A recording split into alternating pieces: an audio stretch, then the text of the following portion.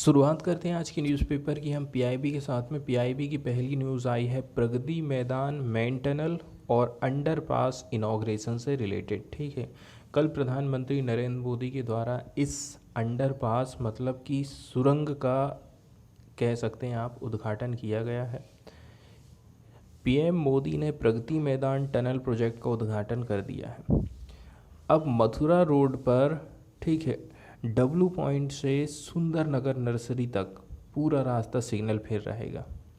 ये जैसे कि मथुरा रोड है, डब्लू पॉइंट से यदि सुंदर नगर नर्सरी तक आपको जाना है तो वो पूरा जो रास्ता है वो फ्री रहने वाला है। ठीक है, सुंदर नगर नर्सरी से डब्लू पॉइंट तक, मंडी हाउस से लेकर के यमुना पॉइंट तक यदि आपको जाना है तो इसके लिए भी टनल बनाई गई है। टनल से आपका जो रास्ता है वो ट्रैफिक फ्री रहेगा।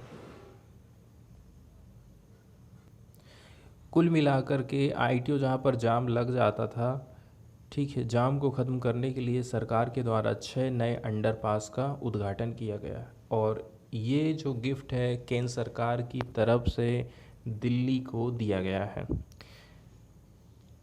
आईटीओ और प्रगति मैदान के पास जाम से इसमें निजात मिलेगी। प्रगति मैदान टनल प्रोजेक्ट पर टोटल जो रुपए खर्च हुए हैं वो है 923 करोड़ रुपए।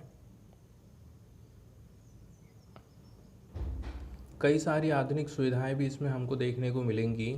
6 लेन टनल के भीतर में आपको स्मार्ट फायर प्रबंधन, यदि कभी आग लगती है टनल के भीतर में तो उसके बचाव के अंतर्गत इसमें फायर मैनेजमेंट भी आपको देखने को मिलेगा। फायर एक्सटिंग्विशर वगैरह देखने को मिल जाएंगे और इसमें आधुनिक वेंटिलेशन सिस्टम है।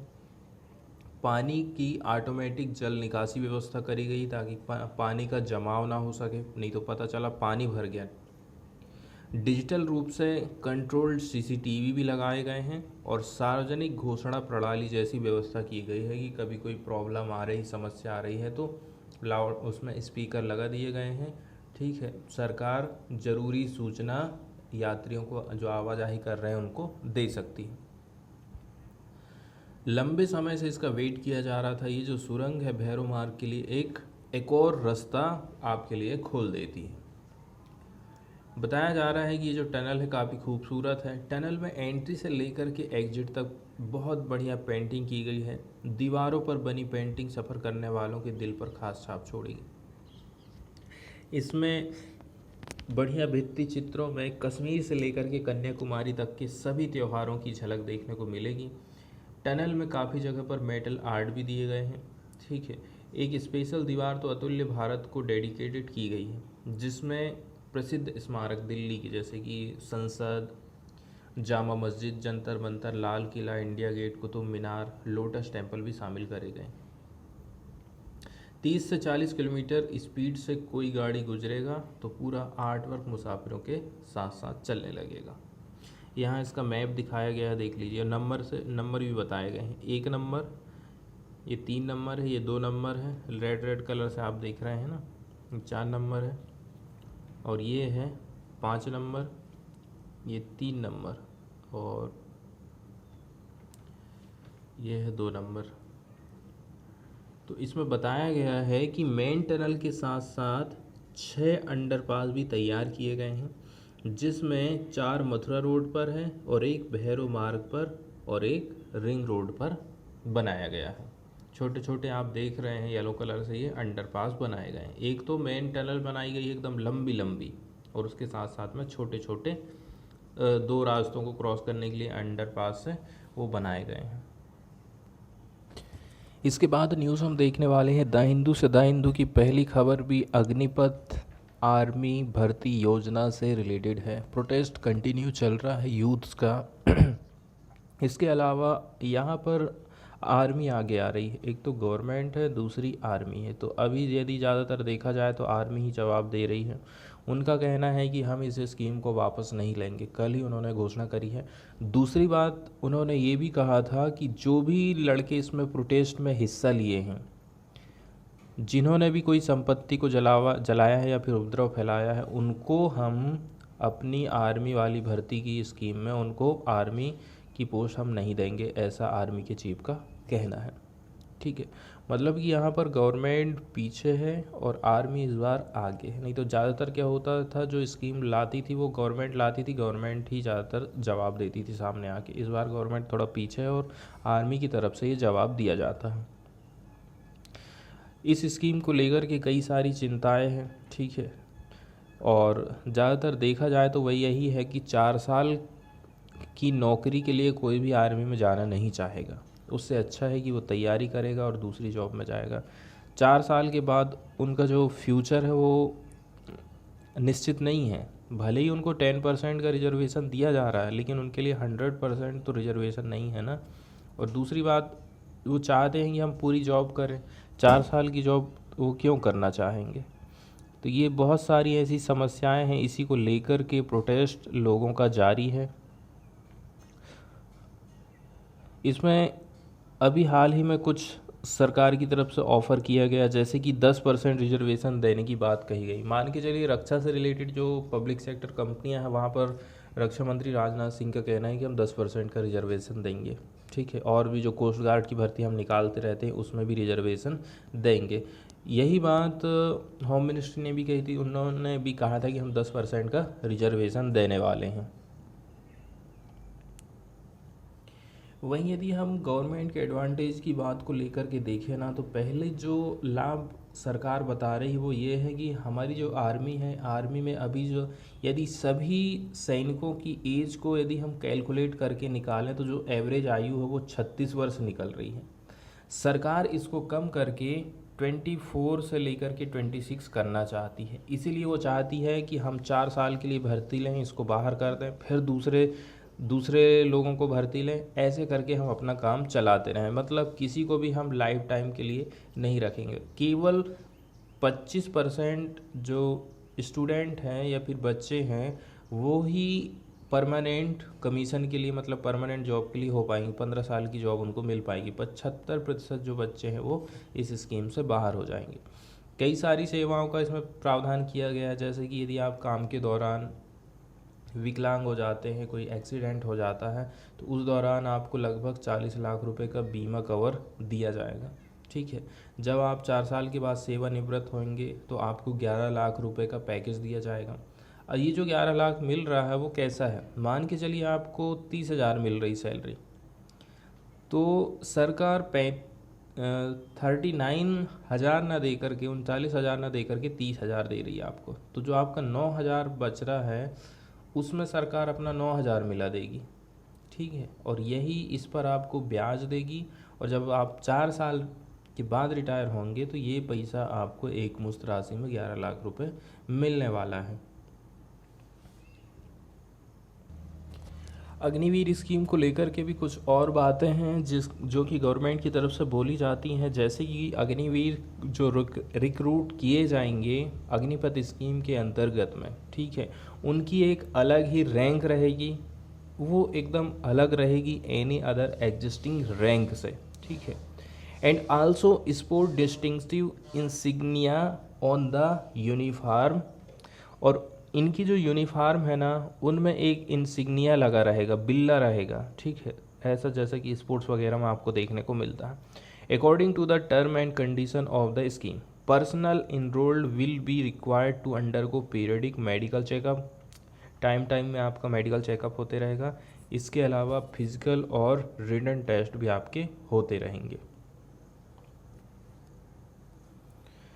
इसके बाद और यदि हम न्यूज़ देखें तो भारत बंद का आह्वान किया गया है। देखिए, union home secretary Ajay Kumar Bhalla, ठीक है, इन्होंने एक मीटिंग रखी थी किसकी, डीजीपीज़ की और चीफ सेक्रेटरीज को संडे के दिन, to take stock of the violence against the Agnipath scheme. दूसरी तरफ Bharat bandh call for Monday, it was not clear which organization had announce the protest, ठीक है। अब ये क्लियर नहीं है कि भारत बंद का आह्वान किया किसने है, लेकिन but the police in several areas imposed ban orders under section 144 of the CrPC. तो इस प्रकार से हम देख रहे हैं, एक तरफ तो पुलिस या फिर सरकार की तरफ से धारा 144 लागू की जा रही है, दूसरी तरफ भारत बंद का भी आह्वान किया गया है, ठीक है। जो सेक्शन 144 रहता है ये एम्पावर करता है मजिस्ट्रेट को। वो मजिस्ट्रेट किसी भी स्टेट या फिर यूनियन टेरिटरी का हो सकता है। वो पास करेगा एक ऑर्डर जो कि प्रोहिबिट करता है गैदरिंग ऑफ 4 और more people in a specified area. किसी पार्टिकुलर एरिया में 4 लोग, ठीक है, 4 लोग या फिर 4 से ज़्यादा लोग गैदरिंग नहीं कर सकते हैं, इकट्ठा नहीं हो सकते किसी पार्टिकुलर एरिया में। It is imposed in urgent cases of nuisance और apprehend danger of some event that has the potential to cause trouble और डैमेज टू ह्यूमन लाइफ और प्रॉपर्टी। तो जब कहीं भी लग रहा है कि लोग इकट्ठा होकर के सरकार के काम में बाधा डाल रहे हैं, ठीक है, किसी पर्सनल को नुकसान पहुंचा सकते हैं, संपत्ति को नुकसान पहुंचा सकते हैं, तो ऐसे टाइम में इस प्रकार की धारा लागू की जाती है। This order can be passed against a particular individual और जनरल पब्लिक, ठीक है, और ये एकदम अगेंस्ट में ऑर्डर होता है जिसको पास किया जाता है किसी इंडिविजुअल या फिर जनरल पब्लिक के विरोध में। 144 के कुछ कुछ फीचर्स बताए जाते हैं, ठीक है। It places restriction on handling और transporting any kind of weapon in the given jurisdiction, ठीक है, जिस एरिया में ये लागू है उस एरिया में आप, ठीक है, हैंडल नहीं कर सकते, ट्रांसपोर्ट नहीं कर सकते किसी भी प्रकार के वीपन को। The maximum punishment for such an act is 3 years। इसमें सज़ा का प्रावधान 3 साल का रखा गया। इसके यदि और इसके ऑर्डर को देखें, according to the order under this section there shall be no movement of public and all educational institution shall also remain close, ठीक है, लोगों की आवाजाही बंद रहेगी, जितने प्रकार के जो इंस्टीट्यूट्स है, एजुकेशनल इंस्टीट्यूशन है, वो भी बंद रहेंगे। इस प्रकार से देखा जाएगा तो कंप्लीट बंद देखने को मिलता है आपको। Holding any kind of public meeting आप नहीं कर सकते, रैली नहीं निकाल सकते हैं during the period of operation of this order. देखा जाए तो ये ना पनिशेबल ऑफेंसेस हैं, ठीक है, to obstruct law enforcement agency. यदि आप ऐसा काम कर रहे हैं जो लॉ इन्फोर्समेंट एजेंसीज़ हैं, ठीक है, उनमें बाधा डाल रहे हो तो वो एक प्रकार से ऑफेंसेस माना जाएगा। इसमें कुछ कुछ प्रावधान किए गए हैं कि यदि धारा 144 लागू है तो वहाँ पर इंटरनेट भी बंद किया जा सकता है, ठीक है। The ultimate purpose of section 144 is to maintain peace and order in the areas where trouble could erupt to disrupt the regular life, ठीक है। सेक्शन 144 का मतलब है कि शांति सरकार चाहती है, शांति बहाल हो सके, ठीक है, जिस एरिया में भी ये लागू है। और ठीक है, जहाँ कहीं भी ऐसा लग रहा है कि कोई दंगे फसाद हो सकते हैं, हिंसा हो सकती है और जो रेगुलर लाइफ है वो प्रभावित हो सकती है, तो वहाँ सेक्शन 144 लगाया जाता है। ड्यूरेशन की यदि टाइम पीरियड की 144 की हम बात करें, no order under this section can remain in force for a period of more than 2 months। 2 महीने से ज़्यादा आप कहीं पर भी धारा 144 को लागू नहीं कर सकते हो, ठीक है। तो स्टेट गवर्नमेंट के डायरेक्शन में it can choose to extend the validity for 2 more months। राज्य सरकार चाहे तो इसको बढ़ा सकती है 2 महीने और, with the maximum validity extendable to 6 months। ज़्यादा से ज़्यादा 6 महीने तक इसको बढ़ाया जा सकता है। जब सिचुएशन नॉर्मल हो जाती है तो जो 144 की सेक्शन है वो उसको हटा लिया जाता है। कर्फ्यू और 144 की धारा में क्या अंतर रहता है? 144 सेक्शन कहता है कि आप यदि 4 व्यक्ति हैं, 4 से अधिक हो रहे हैं तो आप गैदरिंग नहीं कर सकते कंसर्न एरियाज़ में। While during curfew people are instructed to stay indoor for particular period. लेकिन कर्फ्यू में सरकार कहती है आप घर के अंदर ही रहिए। The government puts a complete restriction on traffic as well. इसके साथ साथ में ही गवर्नमेंट पूरी तरह से रिस्ट्रिक्शन लगा देती है ट्रैफिक में। मार्केट, स्कूल, कॉलेज, ऑफिस ये बंद रहते हैं under the curfew and only essential service allowed to run on prior notice. केवल जो आवश्यक सेवाएं हैं जैसे मेडिकल की सुविधा हो गई, ठीक है, सब्जियां हो गई, ये वो भी प्रायर नोटिस के आधार पर ही इनको चालू किया जा सकता है। पॉक्सो एक्ट से रिलेटेड एक छोटी सी न्यूज़ आई है, उसको हम देखेंगे और इसके साथ में ही हम देख लेते हैं पॉक्सो एक्ट के बारे में कुछ बेसिक नॉलेज। पॉक्सो एक्ट, जिसको बोलते हैं हम protection of children from sexual harassment act, shortcut में कहें तो पॉक्सो एक्ट 2012। पॉक्सो एक्ट को लाया गया था ताकि बच्चों का जो सेक्सुअल ऑफेंसेस होता है उसको रोका जा सके। और दूसरी बात, इसको इनेक्ट किया गया था ताकि प्रोटेक्शन दिया जा सके बच्चों को from offences of sexual assault, इसके अलावा सेक्सुअल हरासमेंट एंड पोर्नोग्राफी। इसके अलावा इसमें प्रोवाइड किया जाता है, इसमें जैसे कि स्पेशल कोर्ट निर्धारित किए गए हैं ताकि इस प्रकार के यदि केसेस चलते हैं तो जल्दी से जल्दी सुनवाई हो सके। Special court for the trial of such offences and related matters and incident. POCSO act 2012 में फिर अमेंडमेंट किया जाता 2019 में, ठीक है, ताकि कुछ प्रोविजंस किए जा सकें। Enactment of punishment for various offences so as to deter the perpetrators and ensure safety, security and dignified childhood for a child. तो इसमें ये बच्चे पर विशेष फोकस किया जाता है कि बच्चे को समाज से जोड़ा जा सके, वो समाज में अच्छे से रह सके, रहने की व्यवस्था, सेफ्टी, सिक्योरिटी, डिग्निफाइड लाइफ, ये सारी व्यवस्था इस कानून के अंतर्गत करी गई थी। पॉक्सो एक्ट को डिफाइन किया गया है एक ऐसा कानून जो कि प्रोटेक्ट करता है बच्चों को from offences of sexual assault, sexual harassment, इसके अलावा पोर्नोग्राफी, बच्चों का जो वीडियो बना जाता है, and provide for the establishment of special court. तो इसमें बहुत सारी चीज़ें शामिल कर गई। नया जो चीज़ शामिल किया गया उसमें ये किया गया है।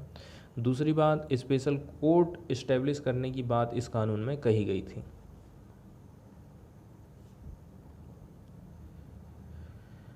POCSO act was enacted to protect, ये हम लोग देख लो।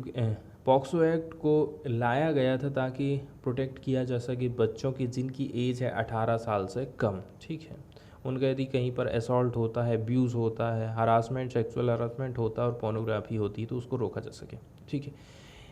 ये जो ये एक्ट है वो अनिवार्य कर देता है कि investigation in cases is to be completed in 2 month. जो भी जांच प्रक्रिया हो रही है 2 महीने में ही हमको ख़त्म करना। From the date of registration of FIR, आज FIR हुआ है तो आज की डेट से, ठीक है, हमें 2 महीने में इन्वेस्टिगेशन को कंप्लीट करना है।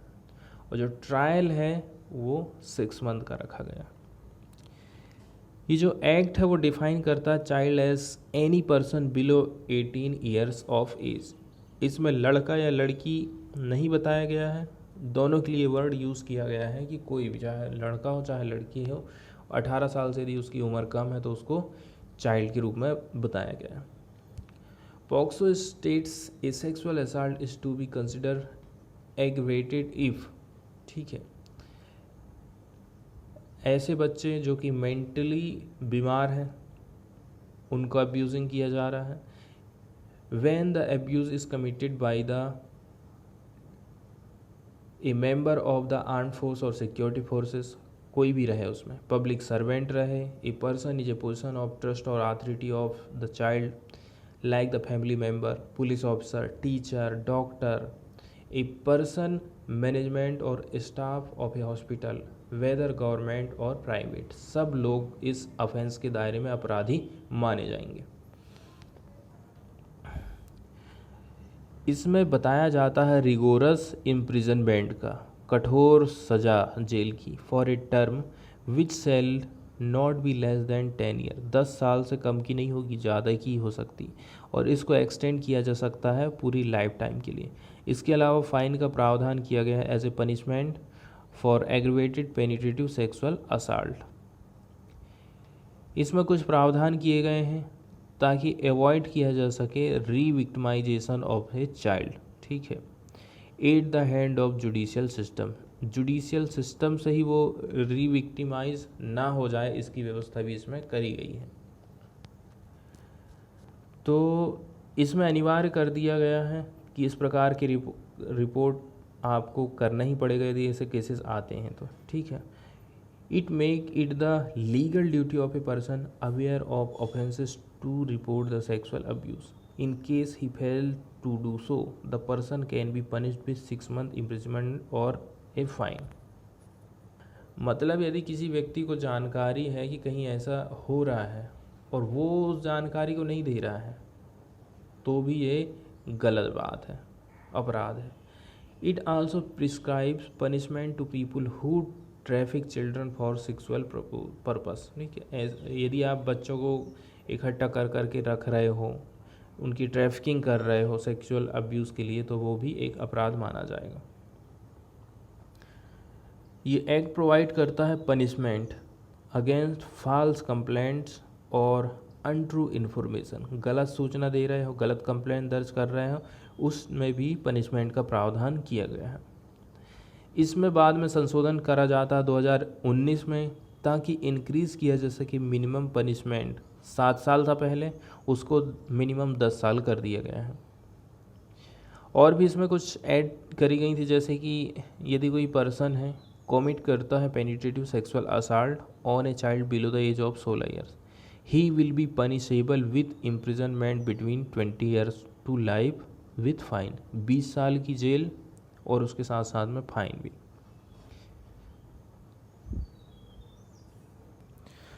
मतलब बात ऐसी है कि यदि कोई चीज़ पेनिट्रेट की जा रही है, ठीक है, तो ज़रूरी नहीं है उसको भी एक एग्रीवेटेड रेप के रूप में यहाँ पर बताया जाता है। और दूसरी बात, a person can be charge with this offence in certain aggravating circumstance such as if the rape occurs with in a relationship of trust or authority or if it lead to pregnancy among others. और एक बात और इसमें प्रावधान किया गया है, यदि लड़की की उम्र 18 साल है या 18 साल से कम है, यदि आप सहमति लेकर भी सेक्सुअल करते हैं, संबंध बनाते हैं, तो भी वो रेप के अंतर्गत में आएगा। This means that any sex with A minor is rape, ऐसा यहाँ पर बताया जाता है। अगली न्यूज़ हम देखने वाले हैं एक्सप्लेनर वाले पेज से। टेक्स्ट एंड कॉन्टेक्ट से यदि देखें तो वो WTO के बारे में उसमें बताया जाता है। WTO वर्ल्ड ट्रेड ऑर्गेनाइजेशन जिसको कहते हैं, ये एक प्रकार से इंटरनेशनल ऑर्गेनाइजेशन जिसको सेटअप किया गया था 1995 में, ठीक है। इसने रिप्लेस कर दिया था general agreement on trade and tariff को, जिसको हम गेट कहते हैं शॉर्टकट में। कहाँ पर? मराकेश एग्रीमेंट हुआ था 1995 में। पहले गेट हुआ करता था, गेट को इसने रिप्लेस कर दिया। It is the only global international organization जो कि डील करता है with international trade between nations. दो देशों के बीच में यदि ट्रेड हो रहा है तो ठीक है, जो इंटरनेशनल ट्रेड हो रहा है उसको डील करने के लिए WTO केवल एकमात्र एजेंसी है।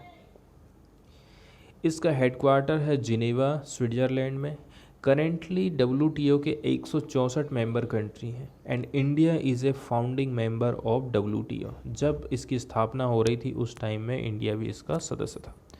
करेंटली यदि देखा जाए, हेड जिसको डायरेक्टर जनरल ऑफ WTO बोलते हैं, रॉबर्ट एजेवेडो। इसको एक बार आप चेक कर लेना।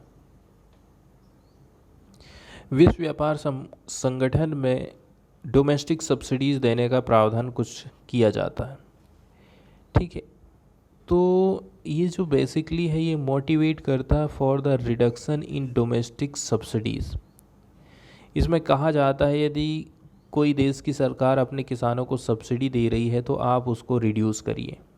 Then distorted free trade and fair prices, जिससे कि जो ट्रेड है उसमें बाधा पहुँचे। बाधा इस प्रकार की कि यदि एग्रीकल्चर के प्रोडक्ट, यदि हमारे देश में जैसे कि गेहूं का उत्पादन हो रहा, ठीक है, सरकार यदि किसानों को सब्सिडी दे देती है तो गेहूं की जो प्राइस है, मान के चलिए अभी किसान इसको बेच रहे हैं 20 रुपये किलो के हिसाब से, ठीक है, और फॉरेन में इसकी प्राइस है 30 रुपये किलो।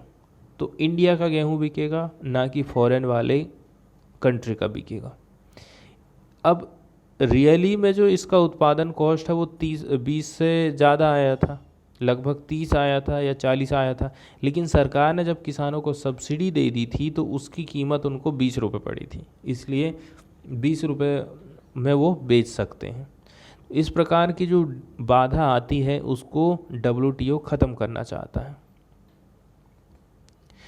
तो देखिए, सब्सिडी को कुछ कैटेगरी में बांटा गया है 3 बॉक्स के अंतर्गत। पहला है green box, all do subsidies that do not distort trade और काज मिनिमम डिस्टॉर्शन। ग्रीन बॉक्स के अंतर्गत ऐसी सब्सिडियां शामिल हैं जिससे विश्व व्यापार में किसी प्रकार का बाधा नहीं पहुंच रहा है। जैसे कि विश्व व्यापार चाहता है कि आप रिसर्च करिए, डिजीज़ कंट्रोल करिए, इंफ्रास्ट्रक्चर को बढ़ाइए और फूड सिक्योरिटी को इंश्योर करिए। इसमें यदि आप काम कर रहे हो, सब्सिडी दे रहे हो, तो इसमें हमें कोई प्रॉब्लम नहीं है। Also all do subsidies are given to the farmer that directly do not affect international trade also comes under the green box. अब इसमें पूरी जितनी प्रकार की डोमेस्टिक सब्सिडी या फिर सपोर्ट है जो कि डिस्टोर्ट कर सकता है प्रोडक्शन को एंड ट्रेड को, फॉल इनटू एम्बर बॉक्स, ठीक है। अब वो चले जाती हैं ऐसी सब्सिडी जो कि ट्रेड में बाधा पहुंचा रही हैं, डिस्टोर्ट कर रही हैं प्रोडक्शन को, ट्रेड को, तो वो एम्बर बॉक्स में आ जाती हैं। The measures to support price come under this box. The expectation is the provision that accepts subsidies up to 5% of agriculture production। इसमें 5% को एक्सेप्ट करा गया है, ठीक है, किसके लिए? जो विकसित देश हैं उसके लिए, कि 5% आप सब्सिडी दे सकते हो, 10% डेवलपिंग कंट्री के लिए दिया गया है।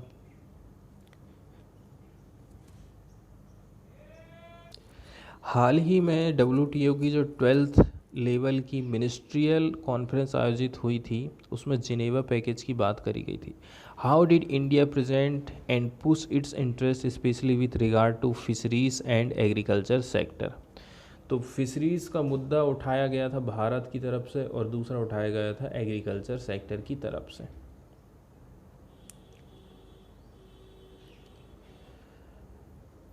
देखिए, मेंबर कंट्रीज किसके? WTA wrapped up the ministerial conference 12th outing securing agreement on relaxing patent। मतलब ये लोग एग्री हो गए हैं कि हमें जो वैक्सीन बनाई जा रही है, वैक्सीन जो बनाई जा रही है उसमें पेटेंट में थोड़ा ढील देने की ज़रूरत है ताकि कोरोना की बीमारी से गरीब देश भी लड़ सके। पेटेंट में यदि ढील दी जाएगी तो जैसे कि वैक्सीन बनाने वाली कंपनी कोई है, मान के चल लीजिए आप जॉनसन एंड जॉनसन ले लो, मॉडर्ना ले लो, पेटेंट दे दिया गया, इसका मतलब ये है कि वो कंपनी ही केवल वैक्सीन बनाएगी उस नाम से, ठीक है। लेकिन यदि पेटेंट में ढील दे दी जाती है तो हमारा देश भी उस टाइप की वैक्सीन बना सकता है।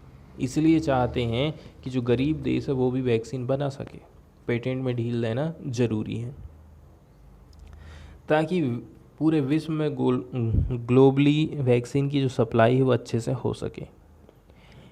इसके अलावा फूड सिक्योरिटी की बात करी गई।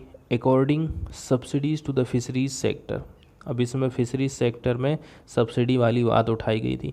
And continue moratorium to e-commerce, अपना जो ई-कॉमर्स है उसमें मोरेटोरियम चलता है। जैसे कि कोरोना के टाइम में मोरेटोरियम सिस्टम निकाला गया था, ब्याज नहीं दे पा रहे थे तो कुछ टाइम के लिए उसको क्या कर दिया गया था, स्किप कर दिया गया था। जैसे कि 2 टाइम पीरियड है, इस टाइम पीरियड के दौरान आप किस्त मत पटाओ, इस टाइप का सिस्टम।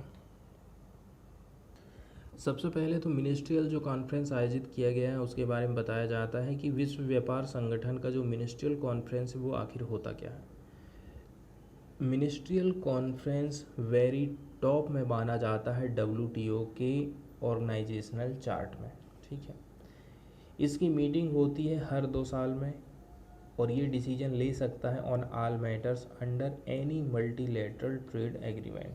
ठीक है, कोई भी मल्टीलेटरल ट्रेड एग्रीमेंट हो रहा है उससे रिलेटेड डिसीजन ये लेता है। वहीं अनलाइक अदर ऑर्गेनाइजेशन की हम बात करें उससे ये अलग है, जैसे कि International Monetary Fund, World Bank, WTO does not delegate power to a board of director or an organizational chief. किसी एक व्यक्ति को यहाँ पर पावरफुल नहीं बनाया जाता है, जैसे किसी डायरेक्टर को बैठाल दिए, ऑर्गेनाइजेशनल का चीफ बना दिए। यहाँ पर जो डिसीजन लिए जाते हैं वो कलेक्टिवली लिए जाते हैं, इकट्ठे लिए जाते हैं। And through consensus among member countries at varied council and committees. इस साल का जो कॉन्फ्रेंस है वो कहाँ पर आयोजित किया गया था? जिनेवा, स्विट्ज़रलैंड में। What were the debates around agriculture at ministerial conference? तो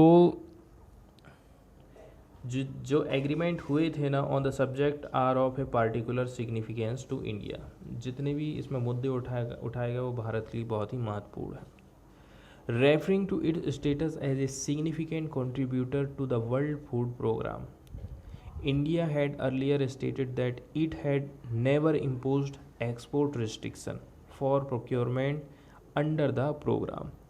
देखिए, वर्ल्ड फूड प्रोग्राम का काफ़ी महत्वपूर्ण हिस्सा है भारत, और भारत का कहना है कि उसने पहले कभी भी had never imposed export restriction, उसने कभी भी एक्सपोर्ट को रिस्ट्रिक्शन नहीं लगाया था।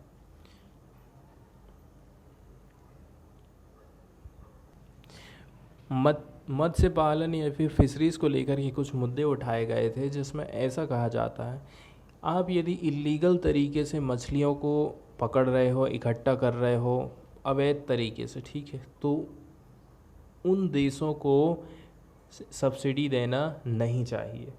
जो गरीब देश है, जो उनकी जीविका का प्रमुख साधन है, तो वो उनको सब्सिडी दी जा सकती है। तो इलीगल अनरिपोर्टेड और अनरेगुलेटेड यदि फिशिंग हो रही है तो एलिमिनेट कर देना हमें सब्सिडी, उनको सब्सिडी नहीं देना है। The only exception for continue subsidies for over fished stock is when they are deemed essential. आप ओवर फिशरीज तभी कर सकते, ओवर फिशिंग तभी कर सकते हो जब ऐसा लगे कि इसके बिना आपका काम चलने वाला नहीं है। और दूसरी बात बताया जाता, over fishing refer to exploiting fishes at a pace faster than they could replenish themselves. मतलब कि इतने तेज़ी से मछलियों का पकड़ना चालू हो जाता है कि वो अपनी जनसंख्या को उतनी नहीं बढ़ा सकते। जैसे कि 100 मछली पकड़ ली और 100 मछली वहाँ पर फिर आ ही नहीं पा रही, फिर जन्म नहीं ले पा रही। Currently standing at 34% as per the UN food agriculture organisation.